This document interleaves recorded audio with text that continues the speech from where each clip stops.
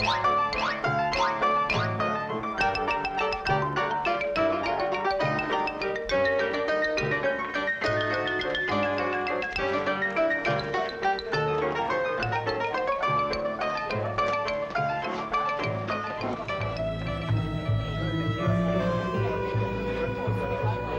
iskolát próbáltál előtte, mielőtt idejöttél? Mielőtt idejöttem volna, összesen kb. 4-et, de volt, ahol egy osztályt se jártam ki.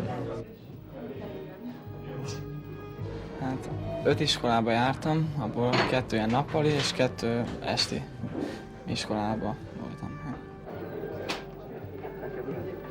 Megpróbáltam 5 középiskolát. Hát nem mindig középiskola, ott volt között egy szakmunkás képző is, meg esti gimnázium, meg technikum, meg szakközépiskola, meg szerintem mindenféle iskolatípus. Jó, az nem nagyon volt, így nem tudok jót mondani, mert annyira bezárkóztam régi iskolámban, hogy egyszerűen egy ilyen kagyló. Teljesen így bezártam, és nem is figyeltem oda semmire.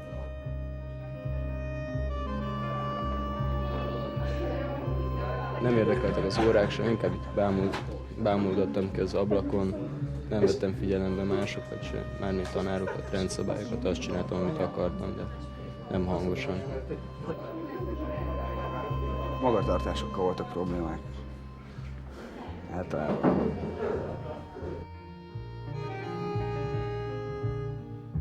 Megmondták, mit kell csinálni, és annyira mindennel megmondták, hogy én ezt nem bírtam, szóval túlságosan hát így megrendszabályozták az életemet az iskolában. Egész abszolút egy ilyen diktatórikus iskola volt, ilyen begyepesedett hülyék.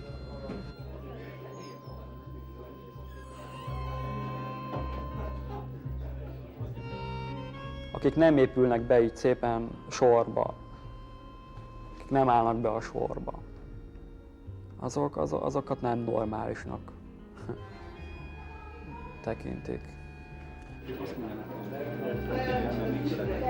Hogyan találtad meg ezt az iskolát? Ismerősömnek az anyukája szólt, hogy létezik egy ilyen iskola, ahol nem, szóval valamennyire emberszámba vesznek.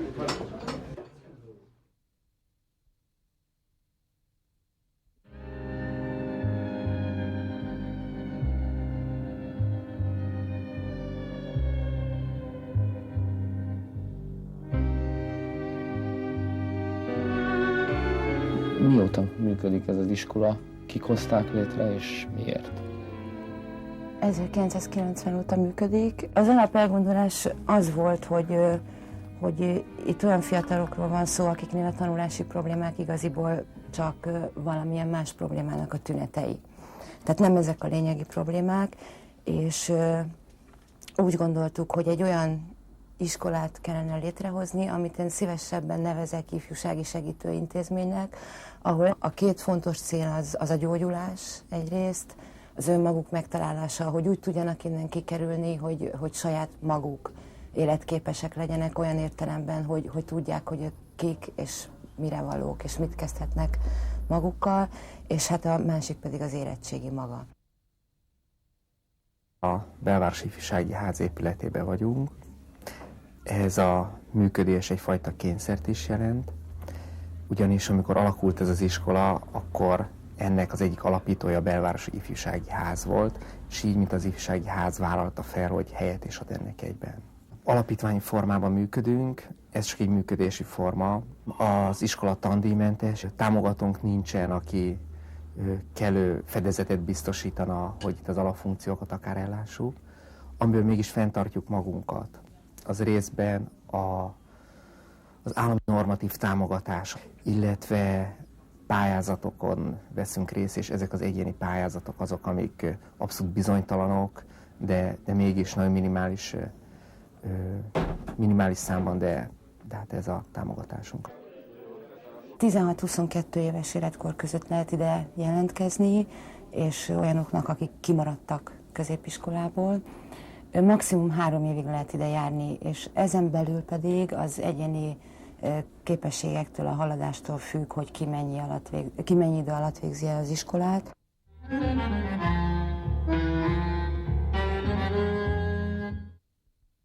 Mit szeretnél tudni erről az iskoláról, vagy mit tudsz? Hát, szóval nem sok mindent tudok róla, mert végül is annyi mindent nem írtak róla.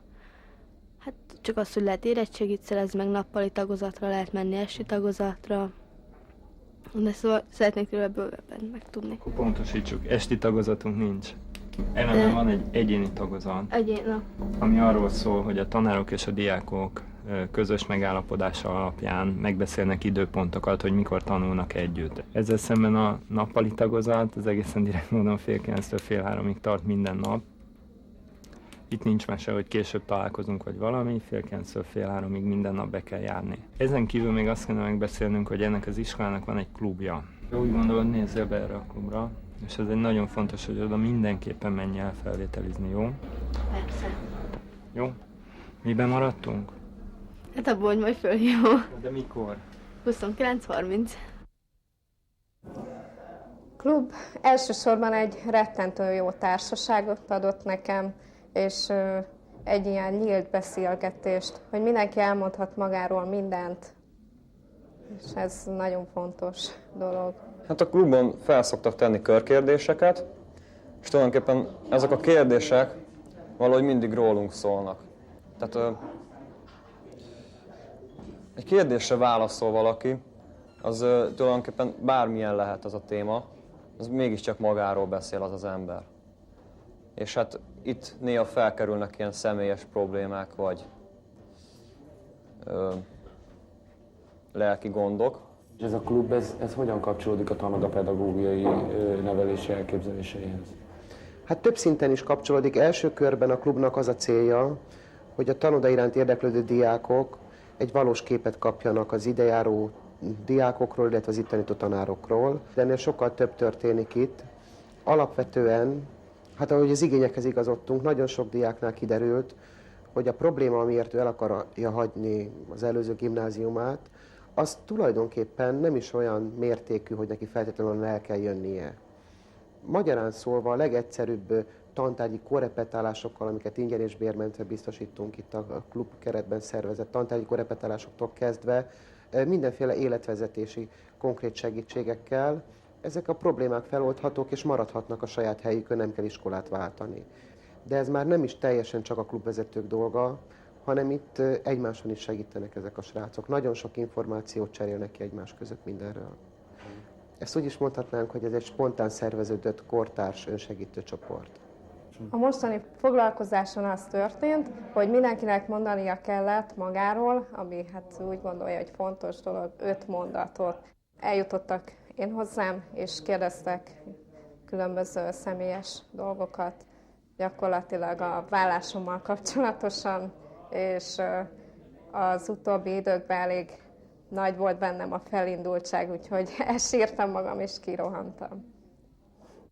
Természetesen szakmai felelősséggel tartozunk, hogy úgy innen nem mehet el senki, hogy ilyen állapotban maradjon.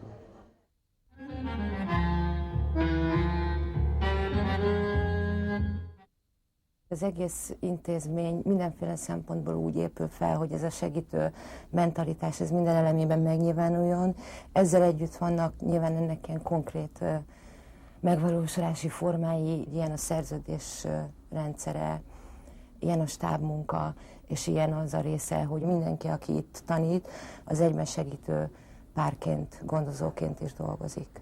Ezt a párt az első 3-4 hét után a diákok választják közülünk, és attól a pillanattól kezdve, hogy ez a segítő pár választás megtörténik, ez a pár felelős minden értelemben az ő itteni dolgaiért, és minden olyanért, amit az illető diák megoszt velünk. Az egyénizésnek vannak még nyomai benned? Egyénizésnek? Hát vannak, szóval úgy néha azért mondjuk az ember úgy szívesen rohanna vissza párjához, hogy akkor most légy szíves segítsél. Tudok olyat, aki kérte ezt, és biztos, hogy segítettek. Tehát nem mondják azt, hogy azért meg kikerült, én nem segítünk. Az én tanárpárom, úgy hívják, hogy Solymosi József, de közismertebben Bonci. és hát azt tudni kell, hogy nekem soha nem voltak rendes szüleim, nevelőszülőknél nőttem fel, és szóval az én nevelőapám elég konzervatív, szóval tanár volt, szintén, és szóval nekem azt hiszem, hogy találtam egy olyan embert, akihez nyugodtan fordulhatok bármivel. Aki nekem tényleg, szóval teljesen szívvel, lélekkel bármikor segít. Mindenről beszélgetünk, a problémáinkról, meg egyáltalán ami történt, azt így mindent elmondunk. Szerintem, hogyha tényleg működik ez a dolog, akkor mindenről tudunk beszélni. Szóval abszolút bensőséges viszony van a párom és én közt, mint egy jó barátot úgy kezeljük egymást, és én is mindent elmondok neki. Pénteken van az egyéni mindenkinek, és ide tudok ülni vele beszélni. Hadd kérdezem meg, miért mással nem tudod ezt megcsinálni? Tehát család, más barátok? Hát, már nem vagyok úgy, hogy család, szóval most hadd ne beszéljek, hanem hogy otthon nagyon ritkán szoktam beszélgetni a szüleimmel, és a barátaimmal meg teljesen másképp vagyok. Szóval nekem mindenképpen szükségem van erre. Végülis nem vitatkozom, kapok egy igazatlan, túl vagyok rajta. Jó, hát mégis én voltam a felbújtó. Hát neked volt pénzed, tehát úgy szokott lenni, hogy akinek van pénz, ez a felbújtó. Nem fog kiszállni ez a...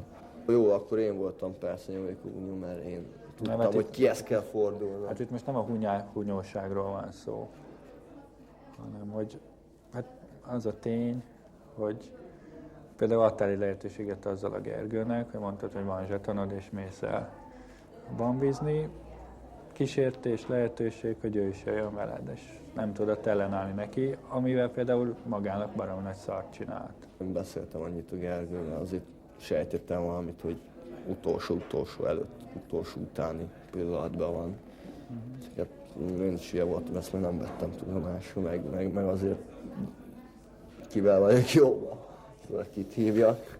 Megint egy ilyen 22-es csomdája, mert nyilvánvaló, hogy ez a Gyulát nem fogom elhívni, meg vagy mit tudom én kit. Ricsit. Már abban az értelemben, mert ők nem arra célzok, csak abban az értelemben, hogy ők nem bambiznak. Na, a jövő héten mit kezdjünk ez ügyben? Kezdjünk egyáltalán valamit? Hát jövő héten? Hogy tervezed mondjuk ilyen kijárkálgatás, italozás szempontjából jövő héten? Sehogy. Nem tervezek, mert tudom, hogy elkezdek tervezni, az szóval hogy nem úgy lesz. Tehát akkor azt mondod, hogy ne legyen semmilyen jövő hétre, aztán lesz, ami lesz. Hát igen, hát úgyis, hát akkor csütörtökön, ha elmegyünk, akkor valószínűleg nem fogom előtte mattolni magamat. Hát akkor mondjuk azt megállapodásnak vehetjük a csütörtök reggel. Milyen érzéssel jössz el egy ilyen egyénizésről? Jó. Ja, hát, szóval, hogy megint tett valamit az érdekemben, hogy haladjak, tehát az úton, hogy tovább tudjak menni, és hogy segít. Szóval nem biztos, hogy nagy dolgok ezek, általában kicsik, de úgy jövök el, egyetlen egyszer nem jöttem el egyéniről, úgyhogy most ez nagyon rossz volt, vagy nem kellett volna. Szóval nekem az elképzelésem, hogy a problémákat nem én oldom meg. Tehát a problémákat az oldja meg, aki a probléma, tehát jelen esetben a diák, a pár. És hogy én neki segítek ebben, tehát hogy ő megtalálja azokat a lehetőségeit, gondolatait, elképzeléseit, amik kisegítik őt abból az aktuális konfliktusból, helyzetből, nehézségből. Ez nem az, hogy tanács, és ezt meg kell fogadni. Persze vannak olyan témák, mint iskola, bejárás, késés, stb., amikor azt mondom, hogy igenis ez az alapszabály, ezt érvényesnek kell tekinteni, aláírtad, ezt meg kell csinálni, de ezek más dolgok. Tehát ezek nem azok a problémák, amik emellett személyes élethelyzet és a többi témában előjönnek. Szóval mindig szerettem azt magam utána járni. Mindenben. Hát azért itt is megmondják. értelmes kereteken belül, és ha azt mondom, hogy nem, akkor, és meg tudom indokolni, hogy miért nem, akkor itt elfogadják. Máshol, szóval itt rugalmasak a szabályok, mint más iskával ellentétben. És mit mondasz, ha kikerülsz az életbe, akkor ott ezt a rugalmasságot fogod tapasztalni, és ez jó neked, vagy jobb lenne, hogyha megrendszabályoznának téged bizonyos szempontból? Az, hogy kikerülök az életbe, az ilyen nagyon rossz fogalmazás szerintem, mert már az életből jöttem ide-vissza. Szóval tudom, hogy milyen ott. Voltam felszolgáló, szakács, pultos, műtős, vízibicikli kölcsönző, takarító, parkolóőr, meg egy csomó minden. Másik iskolában nem foglalkoznának azzal, hogy nekem elő kell teremtenem a pénzt, hogy meg tudjak élni, és hogy emiatt nem mindig tudok bejönni, meg rengeteg más dologgal is foglalkozom az iskolán kívül. Itt a szabályok is így teljesen személytől függőek, szóval vannak ilyen szabályok így általánosan, de így egyénenként változhat ez a szabály. Szóval, ha valakinek nem tetszik, akkor ez így meg lehet változtatni, meg lehet beszélni az embernek a saját párjával. Az egyik legfontosabb dolog, hogy legyenek nagyon pontosan meghatározott keretek és biztonság. Ők azt hiszem, hogy inkább ezt így tudják megfogalmazni, hogy a biztonság nagyon fontos. De mint minden szabály, nyilván ezek a szabályok azért is vannak, hogy megkérdőjelezhetők legyenek, hogy felrúghatók legyenek adott esetben, abban az esetben, hogyha az egyén érdeke fontosabb annál. A tanodának a házrendje teljesen a diákok kívánságára épült szinte. Szóval aki ezt a házrendet nem tudja betartani, az nem menjen el sehova, az ne tanuljon. Ez az alapszabályrendszer tulajdonképpen ilyen bejárási, késés, hiányzás dolgokat szabályoz, illetve tulajdonképpen az a lényege, hogy nagyon pontosan megmondja, hogy hogyan lehet innen kikerülni, és garantálja azt, hogy más módon viszont nem. Ezt az alapszabályrendszert a gyerekek mielőtt ide bekerülnek, megismerik, elfogadják, nem fogadják. Azért függ össze a szerződéses rendszerrel, mert például ilyen alapszabály megszegés esetén lehet szerződést kötni, de a szerződéses rendszernek egyébként az az alapelgondolása, hogy itt mi megpróbálunk egy partneri viszonyban dolgozni a diákokkal. A szerződés már én úgy érzem, hogy egy magasabb szint a büntetés, tehát egy magasabb fokú eljárási forma. A szerződésnek két formája van, az első szerződés és az eseti szerződés. Az első szerződést az egy alapmegállapodás. Amikor bekerül ide, akkor a harmadik hét után kötjük, amikor már megvan a segítő párja, és ez az, amelynek a megkötésekor megállapodunk abban, hogy mennyi ideig akar ide járni. Eseti szerződés kötésre pedig akkor kerül sor, hogyha megszeg valamilyen alapszabályt, vagy hogyha valamilyen tanulmányi ügyben ő kéri, vagy a párja javasolja. Volt egy szerződésem, az, hogy bejárok rendszeresen órákra, de az nagyon rég volt. És mi történik, hogyha valaki megszeg egy szerződést?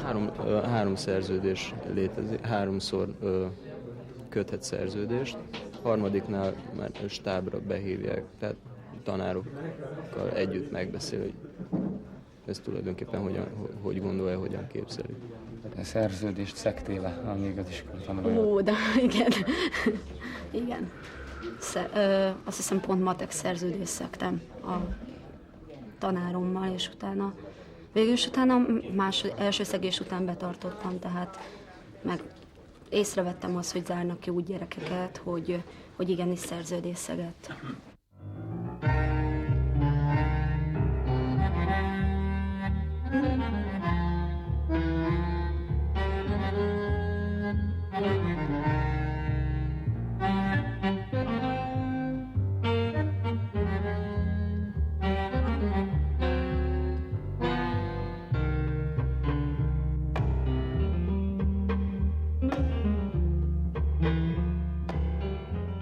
Semmiféle tudásvizsgálatteszt nincsen a felvételén, abszolút egy személyes elbeszélgetés alapján nézik, hogy milyen az ember. Tehát megnézik, hogy milyen az ember. Nem azt nézik meg, hogy te hány pontra tudsz kitölteni egy 80 kérdéses tesztet. Nem nézik meg azt se, hogy miért vagy te rossz gyerek, nem, egyszerűen a lényedre kíváncsiak. Tudásfelmérés, a tanév első 3 hete, amikor az újak egy külön a 4. emeleten vannak 3 héten keresztül minden nap, és ott különböző tesztek, beszélgetések alapján döntik el róluk, hogy ki mennyit tud. Milyen alapon sorolódnak be a gyerekek, és hogyan zajlik ez a csoportbeosztás? Konkrétan milyen tudással jöttek. Ez az egyik szempont, hogy melyik tárgyból milyen tudással rendelkeznek, és a másik szempont pedig az, hogy mi az érdekeltségük abban a tantárgyban. Ezeknek a szempontoknak az alapján megpróbálunk minden tantárgyból kialakítani csoportokat. Ez azt jelenti, hogy egy tantárgyból mondjuk 6-8-10, ez helyzete válogatja, csoport működik, és ezeket a csoportokat eleve évente 4-szer újra gondoljuk, mert évente 4-szer készül órarend. És hogyha valaki mondjuk gyorsabban halad, mint az eddigi csoportja, akkor átkerül egy másikba, vagy adott esetben éppen vissza. Ennek egyébként nagyon sok előnye van a tanulás szempontjából. Szóval itt nagyon hamar kiderül, és ebben nagyon nagy erő van, hogy nincs buta ember, meg okos ember, az van, hogy valaki ehhez ért, valaki meg ahhoz, és lehet segíteni egymásnak. Megnéztük a 12 pontot, végigszötyögtük, hogy mi ez, megbeszéltük azt, hogy zajlik a március események, milyen szinten működnek mind a 3 helyszínen, tehát Bécsben, Pozsonyban, illetve Pesten. Most arról is beszéltünk már, hogy ez az 5. Ferdinánd nevű pasi, ez hogy fog reagálni arra, hogy mit kívánnak a magyarok. Rosszul, de hát ez az egyéni saját szociális problémája, ezt majd megoldja. Tehát az a lényeg az egész, hogy a magyarok első körben az egész forradalmat, illetve ezt az eseménysorozatot, akár a 12 pontot, akár pedig azt az indítványt, amit Kossuth fogalmaz Pozsonyban, azt úgy próbálják eladni az osztrákoknak, hogy Magyarország ne kerüljön osztrák szempontból, vagy Bécs szempontjából a lázadás helyzetébe. Tehát az ország ellen Bécs teljes joggal, vagy legitim módon ne tudjon bevetni katonai erőt, hiszen ebben az időpillanatban a magyar kormány, illetve a magyarok nem képesek megfelelő katonai erőt szemben állítani Béccsel. Hogyan tudod eladni ezt a néhol elég száraz anyagot, tehát hogy fölvacsolod ilyen életmódszerű, történelmi életmódszerű elemekkel? Hát az nyilvánvaló, hogy a történelemben egy csomó olyan száraz dolog van, ami őket baromira nem érdekli. Na most nyilvánvaló, hogy ezeknek a minimális szintre való csökkentését ezt megcsinálom. Másrészt pedig, amit egyszerűen muszáj, mert hogy az érettségihez valamilyen tudásanyaggal rendelkezniük kell, az pedig egyszerűen megpróbálom olyan köntösbe öltöztetni, ami egyrészt az ő nyelvezetükön van, másrészt meg általuk elfogadható. Itt is vannak úgymond frontális órák, nem az a leghatékonyabb, de hogyha az megy, akkor is az a lényeg, hogy ne a saját gondolatmenetemet mondjam el végig, mert azt én értem, az enyém, az nekem nagyon jó, de itt nem erről van szó, hanem az, hogy ő értsen meg valamit, és ahhoz az ő gondolatmenetébe kell belehelyezkedni, és az ő kérdésére kell reagálni. Most, hogyha 10 vannak, akkor ez egy szimultán, de akkor is meg kell csinálni, mert ez a hatékony szerintem. Szoktál tanulni iskolán kívül? Szoktam, igen, én felvételire készülök. Babonás vagyok, úgyhogy le is kopogom már ezt is, úgyhogy többet nem szeretnék elmondani, de egyetemre szeretnék menni. Amikor nincs vizsgai időszak, akkor senki nem tanul szerintem otthon. Hát amit itt tanulunk, az így megmarad bennünk, vagy többször átvesszük, és akkor megy ez. Otthon nincsenek is tankönyvek? De hát nekem speciál vannak. A tanulásban 2 időszak van a tanodában, az egyiket műhelymunkának nevezzük, a másikat konzultációs és vizsgai időszaknak. A műhelymunka időszakban mennek az órák, gyakorlatilag a kialakított csoportok dolgoznak azzal a tematikával, amit arra az időszakra közösen a tanárral kitaláltak. Évelején minden diák a kezébe kapja annak az évnek a tanulmányi követelményrendszert minden tantárgyból, és akkor előre tudja, hogy abban az évben mikor mit kell leadnia. Ez a műhely munkaidőszak, és a konzultációs vizsgai időszakban pedig minden tantárgyból, abból a szintből, ahol éppen abban a tantárgyban tart, vizsgázni kell, írásbeli vagy szóbeli, ez tantárgyfüggő, és emellett pedig személyre szabott konzultáció. Tehát, hogy akkor egy új rend készül, ahol megpróbáljuk azt megállapítani, hogy kinek mennyi konzultációra van szüksége. A vizsgákon osztályzunk teljesen rendesen 1-től 5-ig, és ezek az osztályzatok kerülnek be a bizonyítványokba. Úgy december végén, január elején vannak minden tantárgyból a vizsgák. Utána többnyire szünet, és akkor ez így periódikusan. És közben viszont semmi számonkérés nincs. Szóval szerintem ez is egy olyan, hogy abszolút a bizalomra épül. Szóval, hogy hónapokig semmi számonkérés, dolgozat, meg felelés, ilyesmik, csak a vizsgák. Az érettségi egy független bizottság előtt történik. Ez annyit jelent, hogy nem azok a tanárok érettségiztetik a mi diákjainkat, akik tanították őket. Egy évben 2-szer van érettségi. Ez egyrészt azért van így, mert mindenki más ütemben halad, másrészt, hogy mód van erre a bizonyos osztott érettségire, ami azt jelenti, hogy egy diák megteheti azt, hogy mondjuk most májusban leérettségizik 3 tárgyból, és a következő ősszel, vagy májusban pedig 2-ből. Az egyéni felkészülési tagozaton inkább használják ezt az osztott érettségit, mert ott eleve a diák éveik is olyanok a gyerekeknek, hogy egy kicsit lazább a bejárás.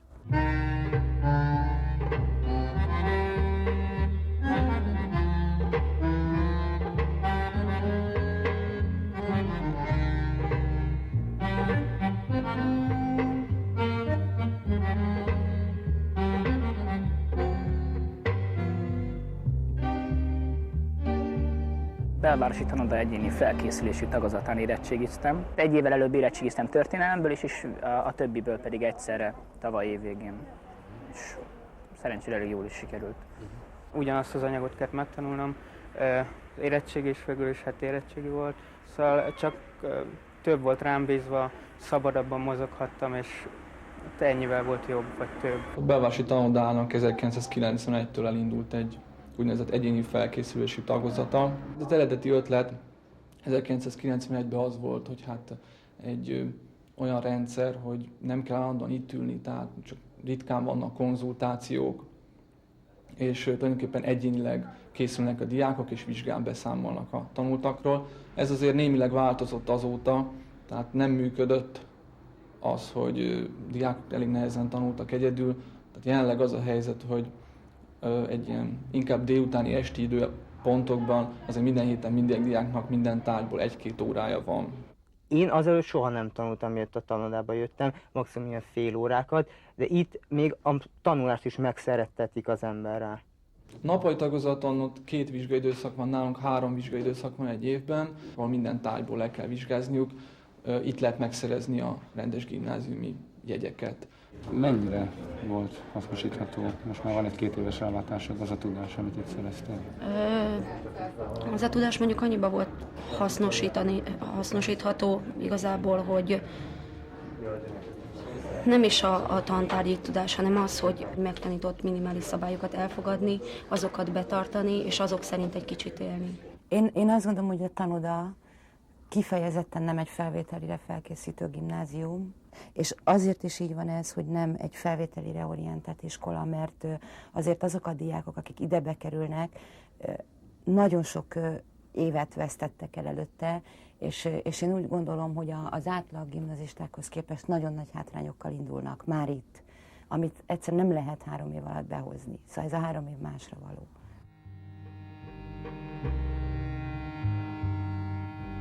Ezt a toleranciát vártam, amit már minden más többi bismarcki középiskolából és gimnáziumból eddig hiányoltam. Ezt vártam az iskolától.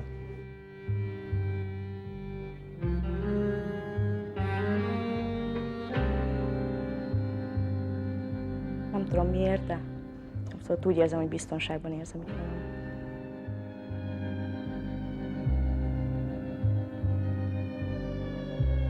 Hullott körték paradicsoma. Hullott körték paradicsoma.